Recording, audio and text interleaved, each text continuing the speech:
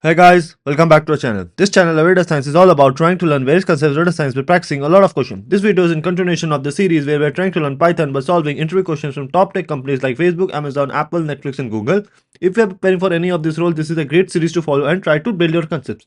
So let's jump right in. In this video, we are going to solve this question on start a scratch regarding counting the number of users that speak English, German, French, or Spanish. This question has been asked in Google interviews and it's a great question if you're preparing for data engineer, data scientist, BI analyst, data analyst, or ML engineer roles. The question reads, how many users speak English, German, French, or Spanish?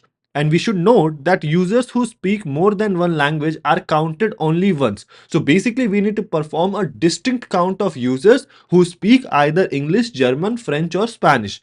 We are given a data frame called playbook users, and our expected output is just a number of all the unique users who speak any of the four languages. So let's inquire about this data frame called playbook users. So it has a lot of different columns: user ID, created at, company ID, language, activated at, and state.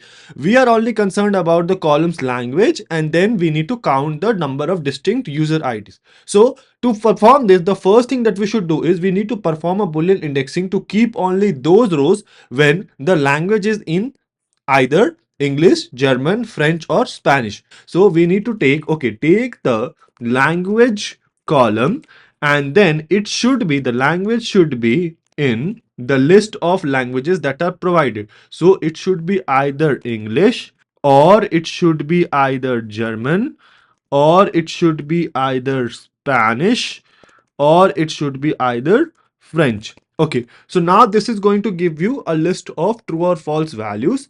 And then if I pass this list of true and false values, which is what we call Boolean indexing, so that is going to give us all the rows where the language belongs to any of these four. So if I run this, so now if you can see here, all the rows have language any of the four.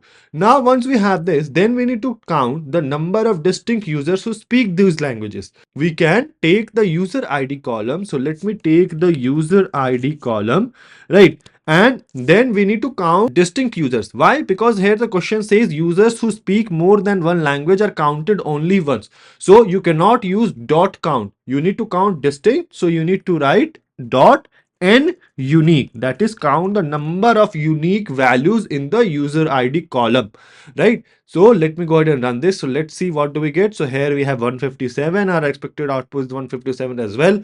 I think this looks good. Let me go ahead and submit this to pass all the test cases. So yeah, everything is green, and this is how we do it. So it's a two-step process. What we did was, firstly, we kept only those rows where languages belong to English, German, Spanish, or French. And then once we were left with only those rows, then we took the user ID column and counted the number of unique values. So yeah, this is how we do it. Let me know if there is a better way or more efficient way to solve this question. Let the solution be in the comment section below, and I'll see you guys in the next video.